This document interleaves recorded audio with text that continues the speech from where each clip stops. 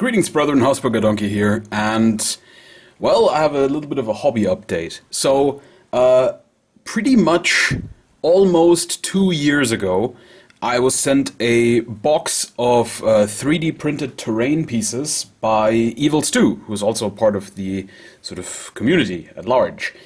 And I was pretty sure that I made an unboxing video about that.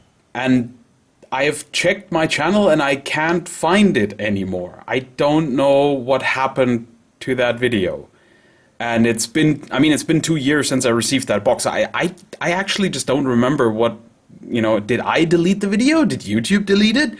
I don't know. But I did finally actually, get to actually paint some of the stuff that he sent me. So, he did send me a whole lot of wall sections and a whole bunch of scatter terrain, and a couple of really, really cool sort of gothic, sort of Warhammer style buildings. And I haven't touched those yet, but I certainly will. Anyway, I have painted all of the wall sections. So there were these short ones, a couple of them destroyed, a couple of different versions of the sort of crumbling walls as well. And then there are also these larger pieces, again, some with damage, some, whoa, as the entire studio, quote unquote, falls apart because it's just a bunch of cardboard. But anyway, and then these full wall sections, these long ones. And there's a lot. I mean, there are a whole bunch of these. I'm not even going to put all of them in here because there's just a lot of them. I did paint all of them though, I swear, even if I'm not going to show you all of them.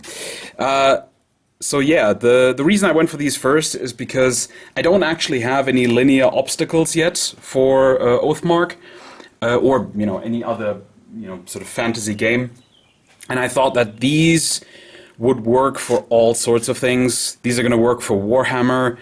They're going to work for Oathmark. They're probably even, in a pinch, are going to work for some historical stuff at 28 mil. And so I thought they were the most versatile out of the bunch, because some of the scatter terrain in the box I'm probably going to incorporate into other terrain pieces, more so than actually make scatter terrain, because I'm not actually playing that much Frostgrave at the moment. And with rank and flank games, I don't actually like just having lots of tiny pieces of scatter terrain everywhere, because it just makes the movement harder. So I'd rather have actual built-up pieces of terrain, sort of a house, and then put some scatter terrain on the outside. Maybe a farm animal or something. The kind of the way that I did my Dark Ages homestead thing that I built. But these are actually excellent. I was skeptical because with 3D printed stuff, when it's made with the filament printers, you do get these ridges. And if you look at the top, you definitely still see it, but it's not really that pronounced. And honestly, when you just look at them like this, you barely notice it anymore. Like you barely see the ridges. You can still sort of see them. And I did some tricks to try and hide them as much as possible. One of the things I did is I primed these specifically not with an airbrush, but with a rattle can. And I did something you're not supposed to do with a rattle can, which is I kind of oversprayed them a little bit.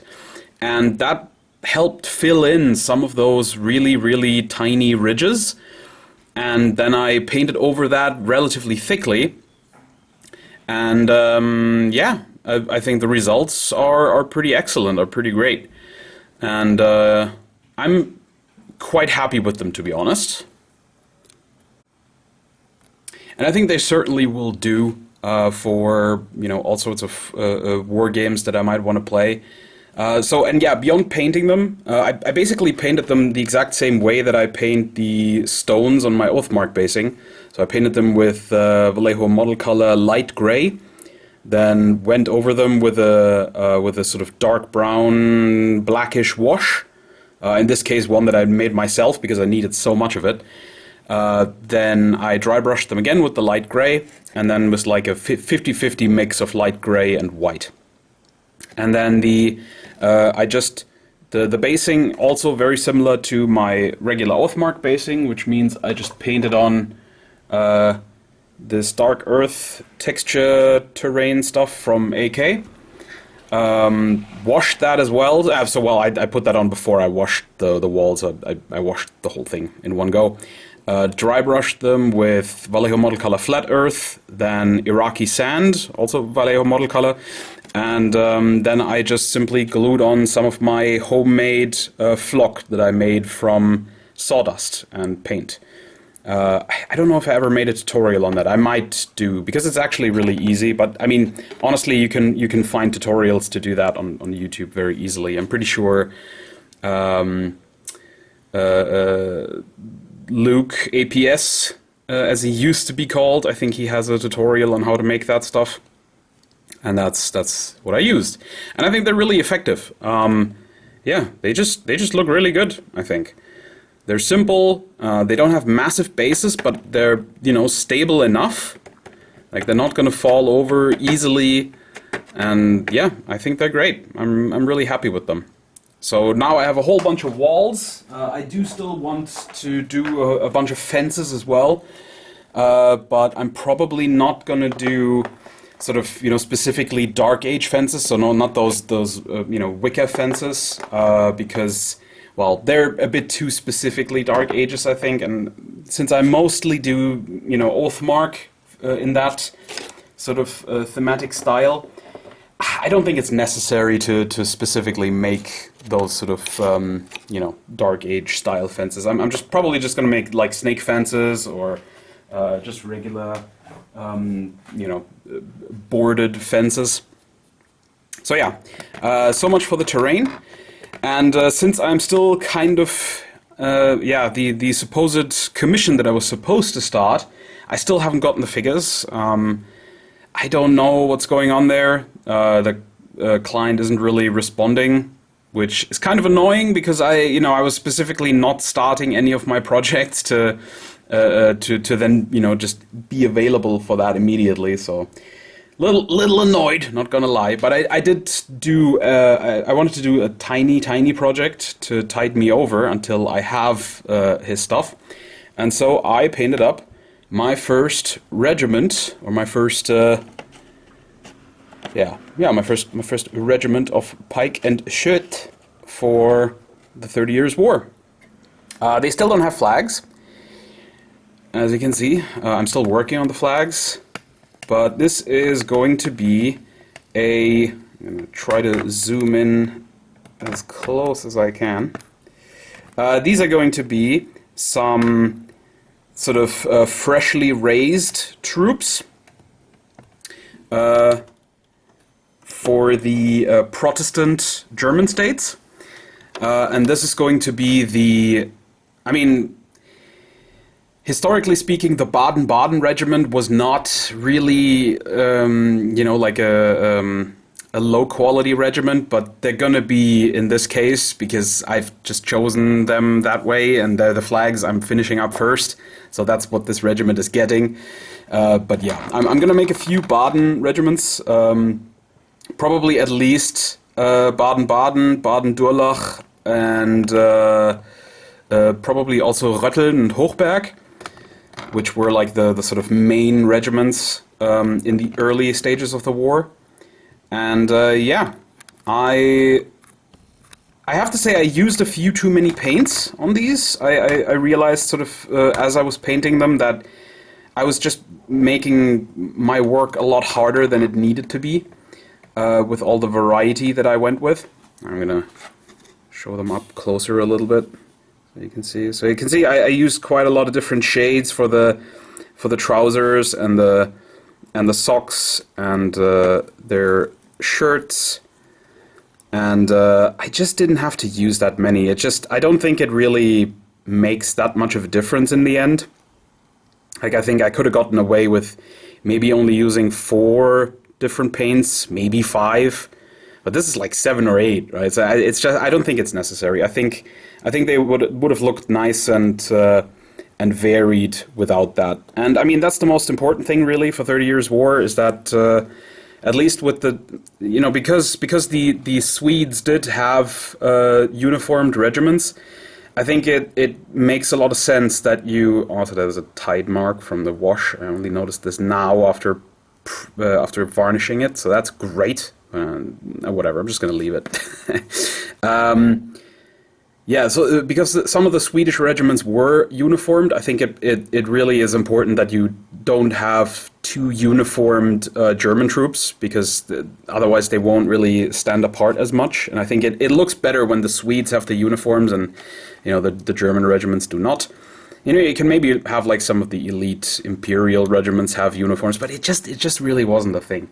So yeah. But another thing I wanted to say is I've realized that the sprues for the pike and shot infantry actually have quite a bit of variety in them.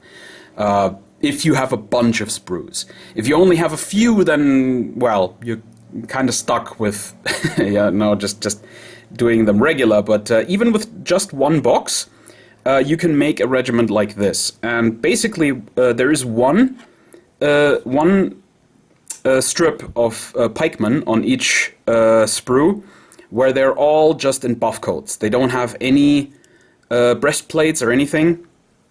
Most of them don't even have gloves. A couple of them have gloves, but you can also just paint them with gloves or not. That's yeah. It doesn't really. You're not really going to notice it very much. Like these two on the side have gloves, and on this one I just didn't paint them. This one has gloves, and the rest don't. So they look really sort of like freshly raised pikemen type thing, And so yeah, I took 3 strips of them, so from 3 different sprues, used one command strip, so that they're all in like a, standing at attention marching kind of pose. And then for the musketeers, there's also, on each sprue, there are 2 strips of musketeers with shouldered muskets marching, and 2 where they're standing at attention. Let me just, I can show you that one at least. I have one sitting around here, and actually I also have a pikeman one. Yeah, so this is the other strip.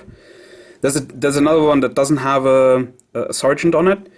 So yeah, they're standing at attention with the muskets. The other ones are marching, and then with the pikemen, this is one of the other 2. There's 3 different strips of pikemen. 2 with mostly breastplates, some of them tassets. I think the other one has even more tassets. So what you can do, if you have enough of these sprues, is you can throw a lot of these similar looking strips together to make specialist kind of units. So in this case, I wanted to have a freshly raised regiment. And so, none of them have, they don't have a lot of breastplates. You have a couple of them right in the front rank, but then everybody else is just buff coats. And you have them all in marching position. So I added 2 musketeer wings that are also marching. I did use the standard basing on these. That is, that you're supposed to with the pike and shot stuff, with the epic pike and shot stuff. On the next couple of ones, I'm going to experiment a whole bunch. Actually, can I get to them? Need to fiddle around with my studio, because there they are. Okay, there we go. Right. I cut apart a few of the strips. Actually, I cut them apart right here. And it does sort of cut into this guy's musket a bit, so I'm going to have to do a little bit of green stuff work to make that, work out again. But they can be cut in half. It is a little bit less easy than it is with the ACW stuff, and as you see, you do have to do some restoration. Or I guess I could get rid of this one, but then this would be super narrow comparatively. But yeah, you can cut them apart without losing too many figures. And what I'm going to do with these is I'm going to do a much more sort of historical basing, I suppose. And let me just take these musketeer wings. And basically, because this the pikeman depth is 60 by 40, I'm going to use 40 by 30 bases. I just have these artillery bases from the game itself to stand in for now, but I'm probably just going to use regular Nedra bases. And then you can have them 4 rows deep, like this. And I'm probably going to have another row. I'm probably going to sit them relatively tight together, and then have 2 at the front where they're just shooting and reloading and stuff. And I know that's still not, super historical, because, they're not supposed to be shoulder to shoulder. This isn't, sort of a horse and musket type thing. But, I think it just looks better when they're deeper rather than this wide and thin lines. So, yeah, that's what I've decided to work on. Also, quick thing. I don't really, with having done a few smaller scale things now, like Demon World, which is 15 or large 15 mil, and also having done some War Master, I don't actually like having static grass on the bases for these figures. I think it looks ridiculous. It just doesn't look right. It just, for some reason, height-wise it should work, but for me it just doesn't. It doesn't look right to me. So what I did with these is I based them with the Dark Earth stuff from AK Interactive, which is just my sort of one cures all kind of thing. And then I dry brushed that, and I didn't wash it this time, but I dry brushed it, I think also with Flat Earth. And then I glued on some chinchilla sand, the way I do for my old hammer bases. I sealed that off when it was dry, so, glue underneath and then thin glue on top of it. And I painted that green, washed it with a sort of a dark green, and then dry brushed it up. And I think it looks the part. It's a lot brighter, of course, than what you would get, but it sort of looks, it looks a lot similar, I think, to, this sort of thing, right? It's just more scale appropriate. If you know what I mean, I mean, this isn't a great representation of grass either, but for some reason when you have that sitting on the table, it just works, right? And so my thinking was, hey, maybe this will also work, and I think it does. I think it looks a lot more like grass than static grass does on these smaller scale figures. So yeah, I mean, if you don't like it, how bright it is, I think it sort of offsets that the models themselves are relatively drab. But if you don't like the brightness, I mean, you can always adjust that, right? But yeah, I definitely think it looks the part. I think it's suitably grassy, and yeah, I'm really happy with these. Again, I'm gonna definitely use fewer paints the next time, and I'm gonna have their hats be a bit more uniform as well. Probably just the sort of black, blue, gray. Maybe track primer for the sort of gray-brown. I don't think I even used that on any of them, but not the brown, because basically I'm doing all their hair is brown, because you have to cut corners somewhere, right? So I wasn't willing to also do different hair colors and stuff. Also, the way I painted them, you saw it. I primed them in that sort of yellowish color. And that ended up being the color for the buff coats and all of their leather straps.